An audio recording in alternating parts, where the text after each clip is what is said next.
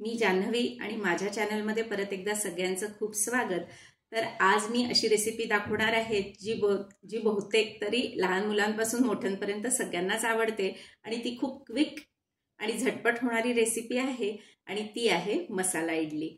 तर याच्यासाठी आपल्याला काही खूप साहित्य लागत नाही। जे काही साहित्य लागतं ते सगळं आपल्या घरातच असतं आणि खूपदा असं होतं ना की आपण भरपूर इडल्या करतो आणि मग इडल्या उरल्या की त्यांचं काय करायचं।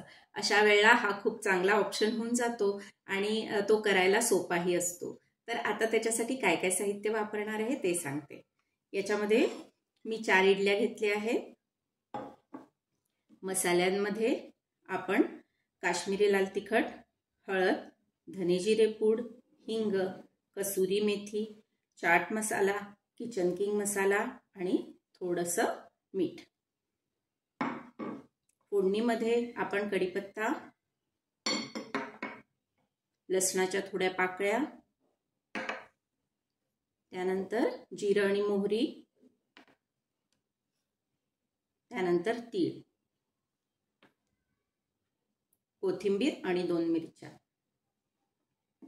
आता लहान मुलांसाठीच करणार असाल तर तुम्ही मिरच्यांचं प्रमाण कमी घेऊ शकता आणि इथे मी मिरच्या घेतल्या आहे त्यामुळे मी तिखटामध्ये काश्मीरी तिखटाचा वापर केला आहे।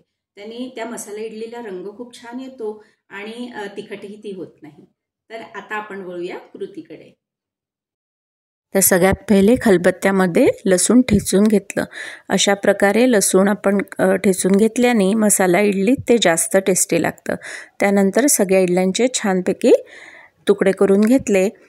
त्यानंतर आता आपण अजून फोडणीत काय टाकणार आहोत ते चिरणार आहोत। जसं की मिरची, तर आपण 2 मिरच्या चिरून घेतल्या, कोथिंबीर चिरून घेतली आणि मग केली फोडणीची तयारी। 1 ते 1.5 चमचा तेल, जिरं, मोहरी, हिंग, कढीपत्ता, मिरची, त्यानंतर लसूण हे सगळं छान परतून घेतलं। त्याच्यामध्ये हळद, तिखट, धने जिरे पूड, चाट मसाला, किचन किंग मसाला आणि मीठ घालून घेतलं। थोडे तीळ घालून घेतले आणि इडली घालून घेतली आणि त्याला छान परतलं। त्यानंतर आपण त्याच्यावर कोथिंबीर घालून घेतली, परत एकदा परतलं आणि मग थोडंसं लिंबू, थोडीशी साखर आणि कसुरी मेथी घालून परत एकदा छानपैकी परतलं आणि आपली ही टेस्टी आणि झटपट होणारी रेसिपी झाली तयार। तर अशा मसाला इडलीची रेसिपी आज आपण बघितली, जी की करायला खूप सोपी आहे, झटपट होणारी आहे आणि त्याच्यामध्ये वस्तू पण काही फार लागत नाही। तर अशी इडली जर तुम्ही करून बघितली नसेल तर ती जरूर करून बघा, तुम्हाला पण ती निश्चितच आवडेल। आता याच्याबरोबर तुम्ही हिरवी पुदिन्याची चटणी किंवा सांबार किंवा जे आपण डोस्याला चटणी करतो ती घेऊ शकता। पण खरं सांगायचं झालं तर ही मसाला इडली आपण ज्या प्रकारे तयार केली आहे याच्यामध्ये कोणत्याही सांबार किंवा चटणीची गरजच भासत नाही, ती तशीच खूप टेस्टी लागते। तर आजच्या व्हिडिओत इतकंच। नवीन व्हिडिओत लवकरच भेटूया। तोपर्यंत माझ्या चॅनलला शेअर, लाईक आणि सबस्क्राईब करायला विसरू नका।